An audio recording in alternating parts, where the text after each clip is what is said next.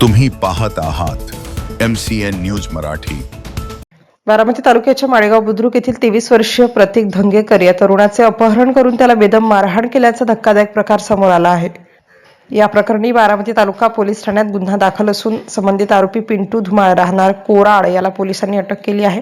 प्रतीक धंगेकर हा पुण्यात नोकरी करून कुटुंबाचा उदरनिर्वाह करतो। दिनांक 24 एप्रिल रोजी दुपारी बारामतीतील रिलायन्स मॉल परिसरात असताना आरोपींनी कारमधून येत त्याला जबरदस्तीनं गाडीत बसवलं। त्यानंतर आरोपी धुमाळ याचे पत्नीला अपशब्द वापरले। या कारणावरून त्याचे दोन्ही मोबाईल काढून घेत मारहाण करण्यात आली। तांदूळवाडी रोडवरील एका हॉटेलच्या गोडाऊन जवळ नेऊन आरोपींनी त्याला लाकडी दांडक्यांनी व लाथाबुक्क्यांनी मारहाण केली। यावेळी पिंटू धुमाळ याच्या पाया पडून माफी माग असा दबाव टाकत व्हिडिओ शूट करण्याचाही प्रयत्न करण्यात आला। तसेच आरोपींनी त्याच्या खिशातील 15,300 रुपये जबरदस्तीने काढून घेतल्याचा आरोप आहे।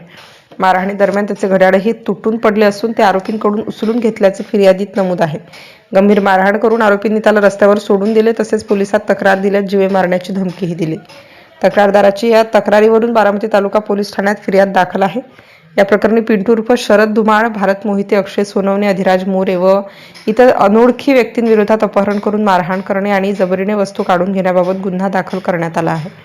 या प्रकरणातील एक आरोपी अटक करण्यात आला असून अटक आरोपी पिंटू उर्फ शरद धुमाळ यास 2 दिवसांची पोलीस कोठडी सुनावण्यात आली आहे।